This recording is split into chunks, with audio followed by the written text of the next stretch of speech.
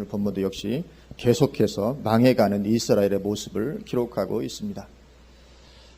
이스라엘이 망해가는 모습을 참 성경에 많이 기록을 하고 있습니다. 역사서에도 많이 기록을 하고 있고 선지서에도 많이 기록을 하고 있습니다. 구약 성경에 참 많이 기록이 되어 있고 신약 성경에도 인용을 많이 하고 있습니다. 그렇게 이스라엘이 망해가는 모습, 그 이스라엘의 역사, 이스라엘의 흥망성쇠의 역사는 우리의 신앙을 위해서 기록한 것이라고 말씀을 하고 있죠. 성경에 왜 그렇게 이스라엘 역사를 많이 기록하고 있는가? 왜냐하면 그것은 우리의 신앙의 유익을 위해서 그렇게 기록한 것이라고 말씀합니다. 고린도전서 10장 11절 12절에 그들에게 일어난 이런 일은 본보기가 되고, 우리에게 본보기가 있어야 우리가 따라가기 쉽지 않습니까? 그래 본보기가 되죠. 본보기가 되고 또한 말세를 만난 우리를 깨우치기 위하여 기록되었느니라. 그런즉 선줄로 생각하는 자는 넘어질까 조심하라. 이것 때문에 기록했다는 것입니다. 말세를 만난 우리를 깨우치기 위하여 기록되었는데 뭘 더 깨우칩니까? 선줄로 생각하는 자는 넘어질까 조심하라. 이스라엘 백성들이 그렇게 선줄로 알았죠. 자기들은 택함받은 하나님의 백성으로서 완전히 선줄로 알았습니다. 그러나 넘어지고 멸망하고 말았습니다. 그러니까 선줄로 생각하는 자는 넘어질까 조심하라. 무엇입니까? 넘어질 가능성이 있다는 거죠. 넘어질 수 있다는 것입니다. 그러니까 여기 넘어지는 것은 그냥 단순한 작은 실수 그런 걸 말하는 것이 아니죠. 완전히 고꾸라질 수 있다는 것입니다. 이스라엘이 고꾸라졌듯이. 그걸 경계를 위해서 기록했다. 그래서 말세를 만난 우리를 깨우치기 위하여 기록하셨다고 말씀하는데, 그럼 무엇을 깨우쳐 주겠습니까? 몇 가지를 깨우쳐 준 것이 있습니다. 첫째로 하나님의 택함 받은 이스라엘이 하나님을 떠나서 멸망했듯이 예수 믿고 구원받은 너희도 망할 수 있다는 것을 깨우쳐 주시기 위해서 기록한 것입니다. 로마서 11장 20절부터 이렇게 말씀합니다. 옳도다 그들은 믿지 아니함으로 꺾이고 너는 믿음으로 섰느니라. 여기 그들은 이스라엘 백성들 말하죠. 이스라엘 백성들은 믿지 아니함으로 꺾이고 이방인인 너희는 믿음으로 섰느니라. 높은 마음을 품지 말고 도리어 두려워하라. 두려움이 우리에게 있어야 된다는 거죠. 왜냐하면 우리도 꺾일 수 있으니까요.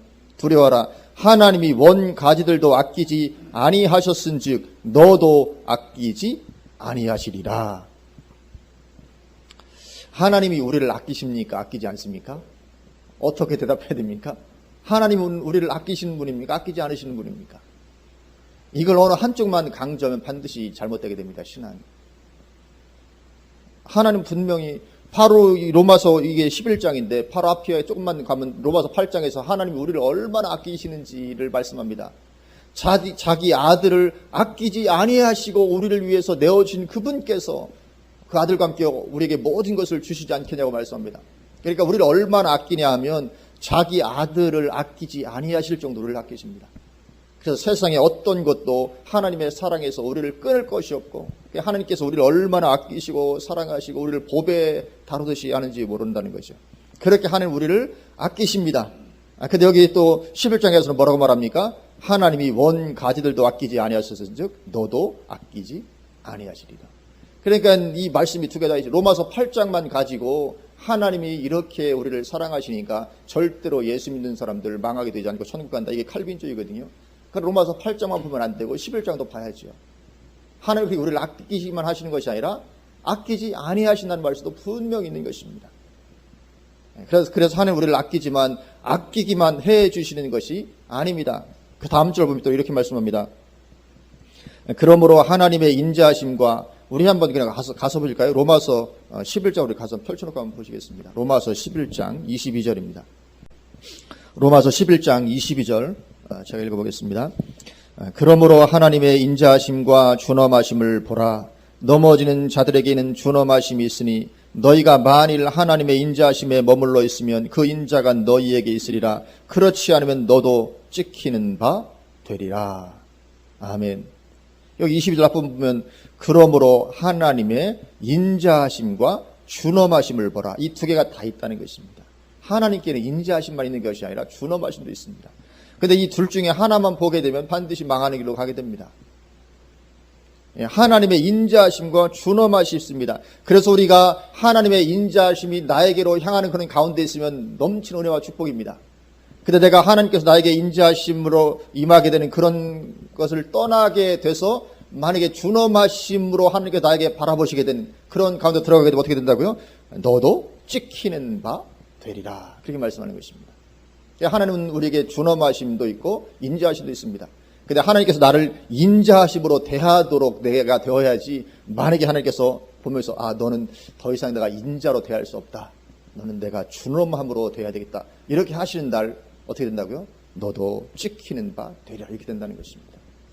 그러니까 이스라엘이 망했던 것처럼 이방인인 너희도 망하게 될 수 있지, 망하지 않게 되는 것은 절대로 아니다. 이걸 보여주신 것입니다. 그래서 이스라엘과 우리가 다르지 않다는 것입니다. 똑같다는 것입니다. 전혀 다르지 않습니다. 사람은 똑같습니다. 유대인이나 우리가 다른 바가 없습니다. 다를 바가 없습니다. 똑같은 사람입니다. 그래서 우리도 예수님 믿고 나서 이제 시간이 지나면서 처음 믿을 때 그 감격이 사라져갑니다. 처음 믿을 때 감격이 사라져가고, 그럼에 따라서 점점 예수 믿기 전에 우리 마음의 상태로 돌아가는 경향을 보입니다. 우리가 흔히 그렇습니다. 처음에 예수님 믿을 때는 얼마나 거기에 감격이 있고 막 눈물도 흘리고 막 간증도 하고, 그런데 어느 순간부터 이제 점점 그 감격이 사라져가기 시작합니다. 물론 외부적인 신앙생활은 잘하죠. 점점 더 잘할 수 있습니다. 외부적으로는 이스라엘이 그랬듯이. 그러나 마음에서는 이제 하나님이 별로가 되어지기 시작하는 것입니다. 하나님 별로. 처음에는 그 감격이 있었는데 점점 신앙에서 이제 하나님 별로고, 오히려 옛날에 내가 버렸던 세상 다시 그게 좋아져서 다시 그가 더버지는 이런 일들이 흔히 일어나게 되고, 그리고 그것이 위험한 것이라는 것입니다. 그것이 바로 하나님의 인자하심 밖으로 나가게 되는 거죠. 그런 것입니다. 그래서 우리는 그렇게 되지 않으려고 늘 믿음을 충만히 유지해야 될 줄로 믿습니다.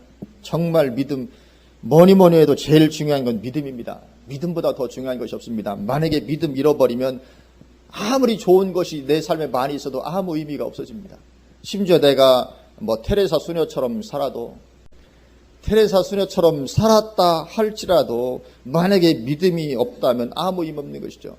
테레사 수녀는 세계에서 가장 존경받았던, 지금도 존경받는 사람이죠. 얼마나 존경받는 게 큰지 모릅니다. 그런데 정작 그분이 하나님에 대해서는 의심을 많이 품었었다는 거죠.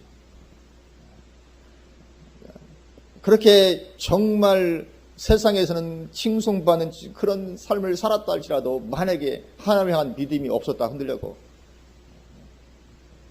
그렇다면 그것은, 그 선행은 아무 의미가 없게 되고 마는 것입니다. 그래서 지금 테레사 소녀가 지금 천국에 있을지 없을지 저는 잘 모르겠습니다. 하나님 아시겠죠. 아마도 산만 본다면은 아마 천국에서 제일 높은 자리에 있어야 되겠죠. 그러나 만약에 믿음이 없었다면 구원 오직 믿음으로만 받는 것이니까요. 천국에 못 들어갔을 가능성이 아주 크게 있는 거죠.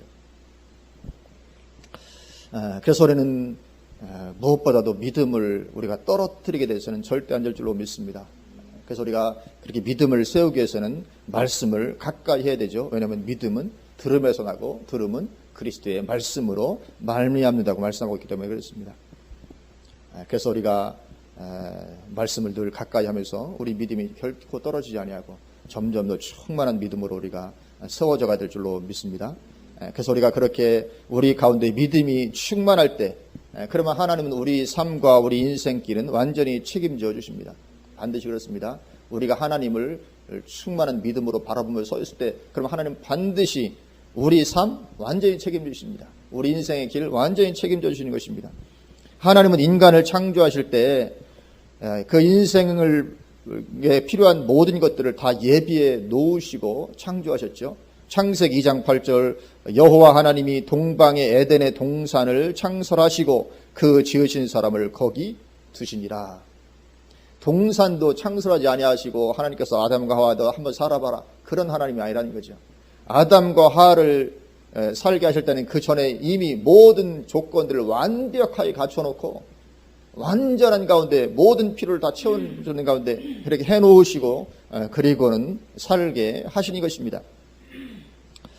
그래서 피를 예배에 놓지도 않으시고 하나님께서 인간을 창조하실 리가 없는 것이죠. 그리고 그것은 지금 예수님을 믿게 된 사람들에게도 마찬가지입니다. 내가 예수님 믿음으로 말미암아 하나님의 자녀가 되면 역시 마찬가지로 하나님은 그 삶과 길도 예비하시고 완전히 책임져 주시는 것입니다.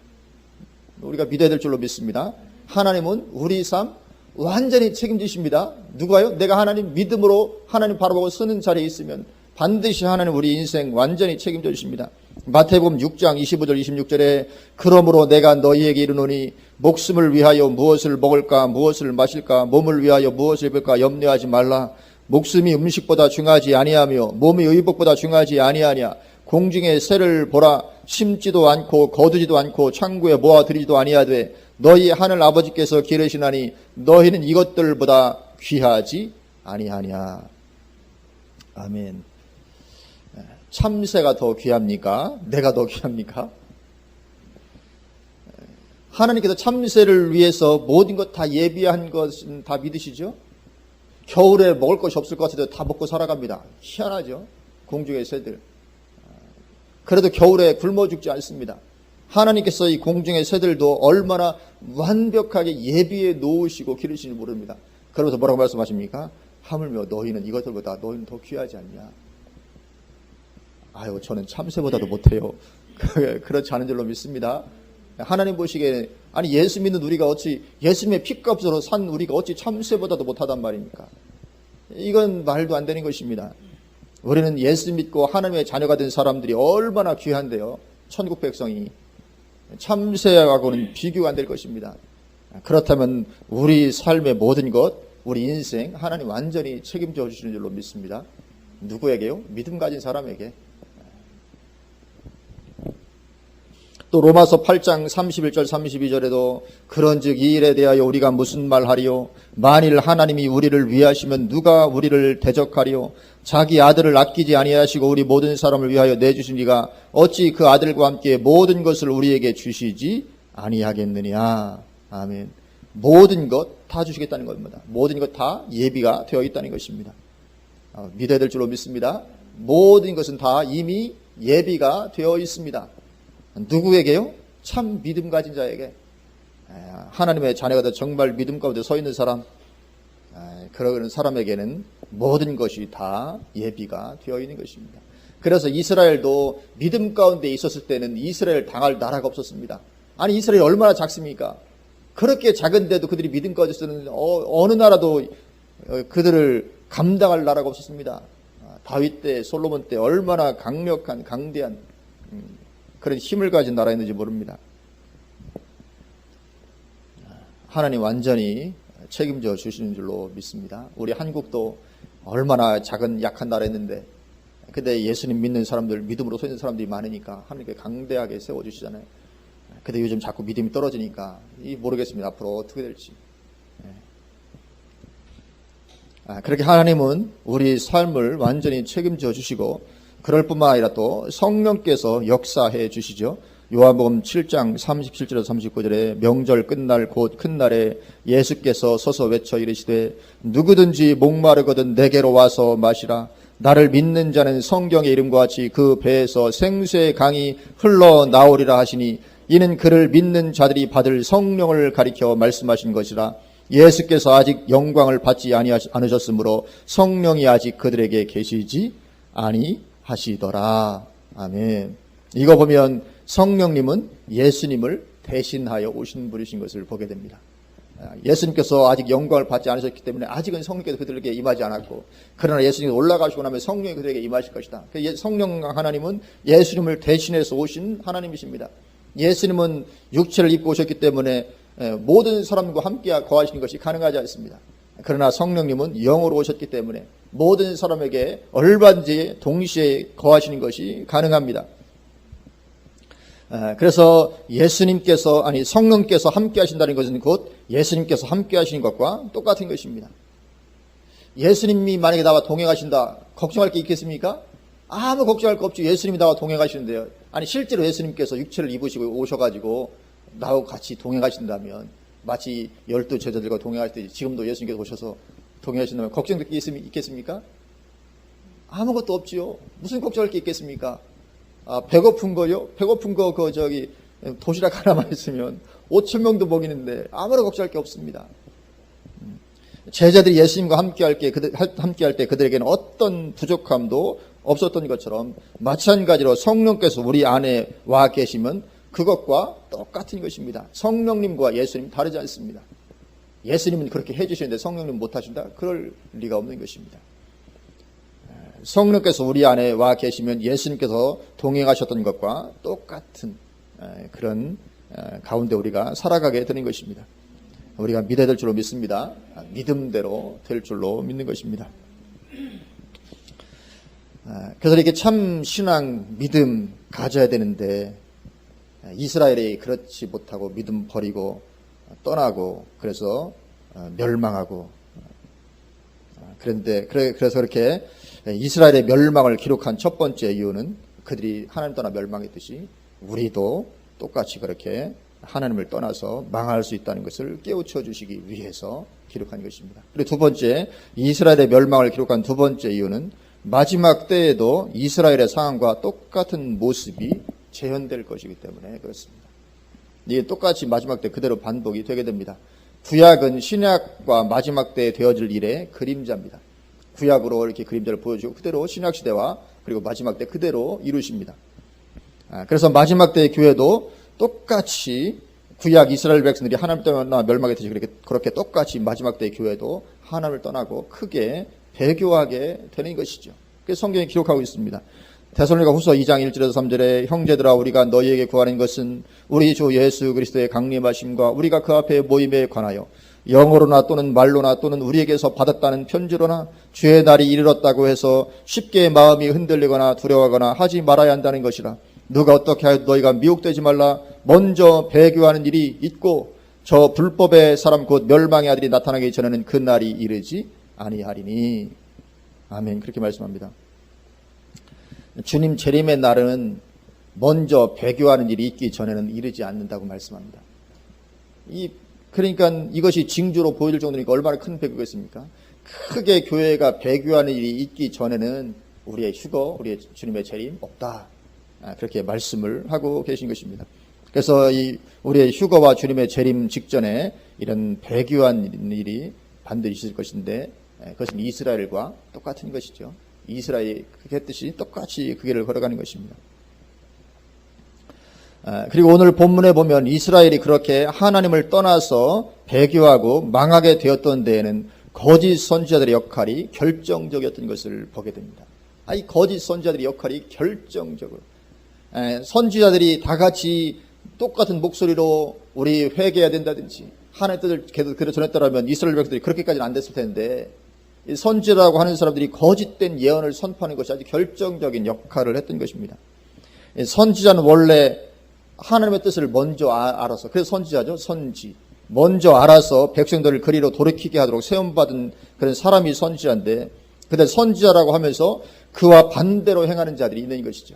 하나님의 뜻과 정반대로, 아니 선지자인데도 하나님의 뜻과 정반대로 백성들을 이끌고 가는 이런 사람들이 있는 거죠. 그래서 실상은 선지자라고 이름 붙임을 받지만 거짓 선지자입니다. 오늘 본문도 보면 하나냐를 향해서 선지자 하나냐가 이렇게 말씀하죠.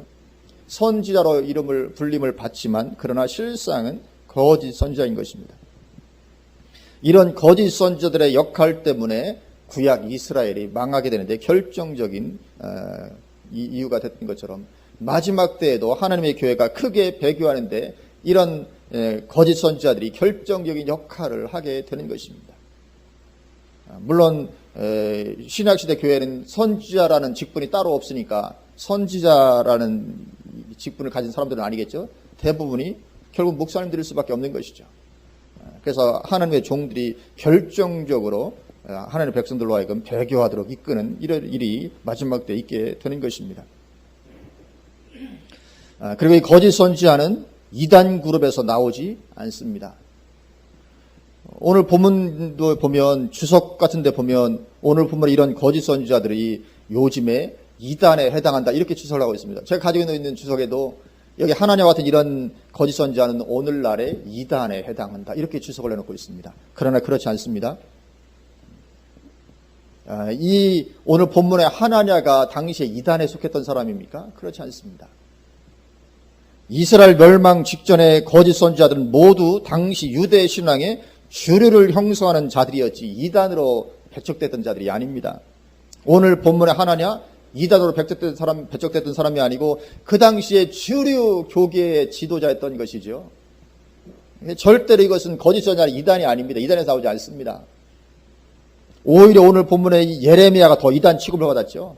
당시 이스라엘에서는 차라리 예레미야를 이단시했지 이 하나냐 같은 사람을 이단시하지 않았습니다. 그래서 이 마지막 때의 거짓 선지자도 절대로 이단에서 나오지 않습니다.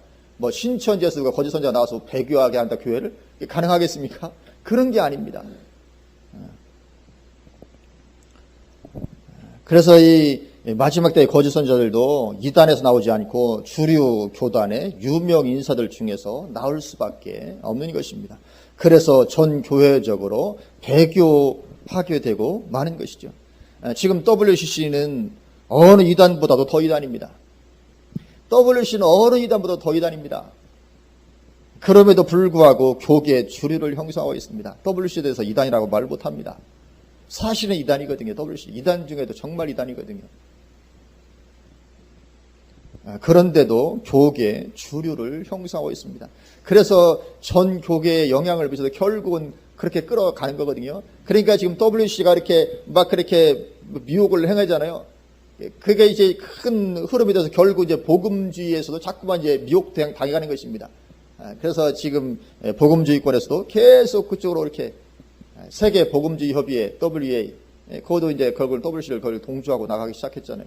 이런 일들이 일어나는 것입니다. 전 교계적으로 그렇게 되어가는 것입니다. 점차로.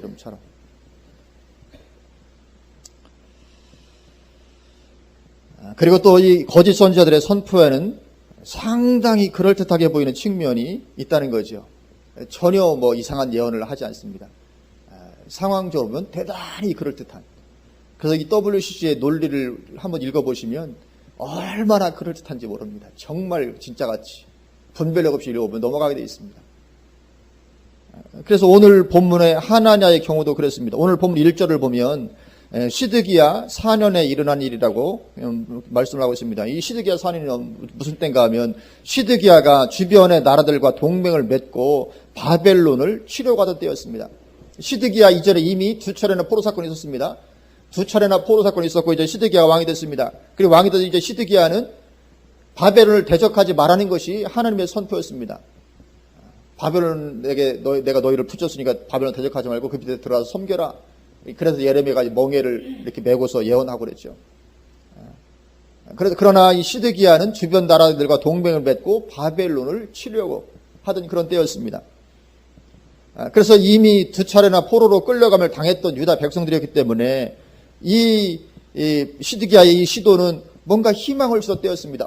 드디어 강력한 왕이 나타나서 이 주변 여러 나라들과 연합하면 우리가 이길 수 있지 않겠는가, 뭔가 좀 벗어날 수 있지 않겠나, 이런 희망을 가질 수 있는 그런 때였습니다. 그리고 어쩌면 하나님의 계획이 이스라엘을 바벨론을 붙이는 계획이 아니었더라면 아마 그것은 성공했을 가능성도 있는 것입니다. 하나님의 뜻이 그렇게 되어 있지 않았더라면. 근데 그런 상황에서 하나냐라는 이 아주 그 유명한 선지자가 이제 2년 안에 끌려갔던 포로들이 돌아오게 될 것이고 빼앗겼던 물건들도 다 도로 찾아오게 될 것이라고 더욱 희망적으로 예언하는 것입니다. 그리고 2년의 기간이면 그렇게 되기에 가장 적당한 기간이기도 하죠. 2년이면 당시에 군대를 불러모아서 연합군을 형성하고 공격을 전쟁하고 승리하고 한 2년 정도면 시기장으로 가장 적당한 2년이면 얼마든지 가능한. 그래서 상식적으로 누가 보더라도 저 예언은 정말 그럴듯한 예언입니다. 그럴듯한. 그러니 백성들이 보기에 최고의 예언인 것이죠. 상황적으로도 그럴 것 같고 마음에도 그것이 잘 들어맞고 그러니 분별이 안 되는 거죠. 그리고 옳은 예언처럼 보이는 것입니다. 상황에 비춰봐도 맞고 그렇게 되는 것은 내 마음에도 맞고 또 하나님의 백성이니까 그렇게 하는 것이 더 맞을 것 같고 정말 그럴듯해 보이는 것입니다. 누가 보기에도. 그래서 다 하나님의 말을 믿지 예레미야를 믿지 않는 것입니다. 그만큼 거짓 선지자의 예언은 선포는 정말 그럴듯한 측면이 있는 것입니다. 그리고 또 거짓 선지자들은 때로 큰 이적과 능력을 나타내죠. 거짓 선지자들이 능력이 없는 것이 아닙니다. 마태복음 24장 24절에 거짓 그리스도들과 거짓 선지자들이 일어나 큰 표적과 기사를 보여 할 수만 있으면 택하신 자들도 미혹하리라. 또 요한계시록에도 보면 13장 11절부터 15절에 내가 보매 또 다른 짐승이, 이 또 다른 짐승은 거짓 선지자를 가리키죠. 또 다른 짐승이 땅에서 올라오니 어린 양같이 두 뿔이 있고 용처럼 말을 하더라. 그가 먼저 나온 짐승의 모든 권세를 그 앞에서 행하고 땅과 땅에 사는 자들을 처음 짐승에게 경배하게 하니 곧 죽게 되었던 상처가 나은 자니라. 큰 이적을 행하되 심지어 사람들 앞에서 불이 하늘로부터 땅에 내려오게 하고, 얼마나 큰 이적을 행하는지 모릅니다. 짐승 앞에서 받은 바 이적을 행함으로 땅에 거하는 자들을 미혹하며, 무엇으로 미혹합니까? 이적과 능력, 큰 능력을 행함으로 미혹하는 것입니다. 미혹하며 땅에 거하는 자들에게 이르기를 칼에 상하였다가 살아난 짐승을 위하여 우상을 만들라 하더라. 그가 권세를 받아 그 짐승의 우상에게 생기를 주어 그 짐승의 우상으로 말하게 하고 또 짐승의 우상에게 경배하지 아니하는 자는 몇이든지 다 죽이게 하더라. 그러니까 두 가지를 가지고 하는 것입니다. 첫째는 미혹입니다. 큰 이적과 능력을 해서 미혹하고, 그리고 또 부여된 권세를 가지고 위협하고 협박해서 다 죽이고 이렇게 협박해서, 그래서 이 두 가지를 가지고 배교하게 만드는 것입니다. 그러니까 배교가 얼마나 쉬운 것입니까? 미혹. 오늘날도 미혹이 강력하게 역사하고 있습니다. WC 같은 대표적인 미혹이죠. 그래서 미혹으로 이렇게 역사하고 또 자기의 부여된 권세를 가지고 이렇게 협박하고, 그래서 결국은 배교하게 만드는 것입니다. 그래서 마지막 때 교회가 크게 배교하는 가운데로 들어가야 된다고 성경이 말씀을 하고 있습니다. 그러면 하나님은 왜 이러한 거짓 선지자들을 허락하신가? 허락 안 하시면 될 텐데, 구약 시대도 허락하시고 마지막 때는 거짓 선지자를 허락하십니다. 왜 허락하십니까? 그것은 진리를 사랑하지 않는 자들을 골라내서 심판하시기 위해서라고 말씀합니다.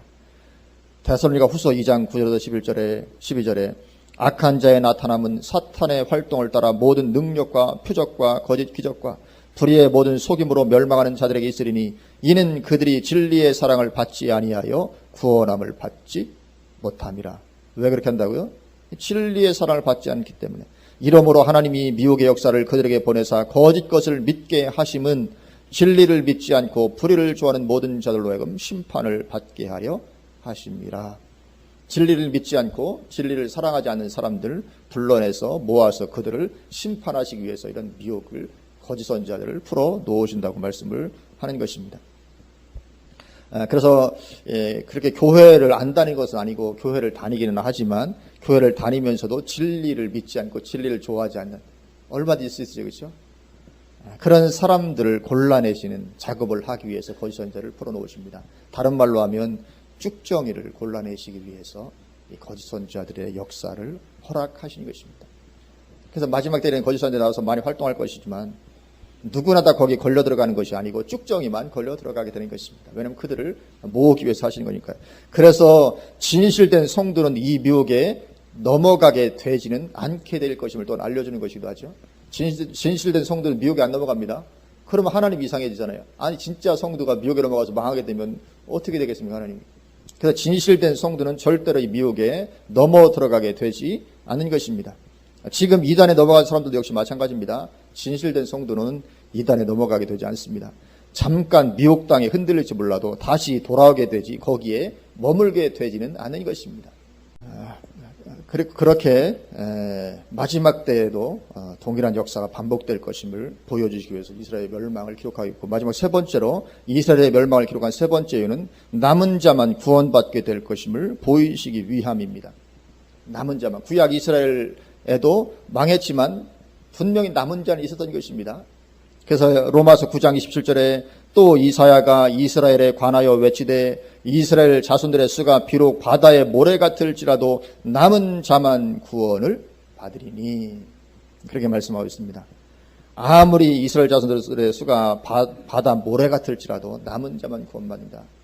교회 안에 성도가 아무리 바다의 모래 같을지라도 남은 자만 구원을 받을 것입니다. 마지막에 똑같이 되는 것입니다.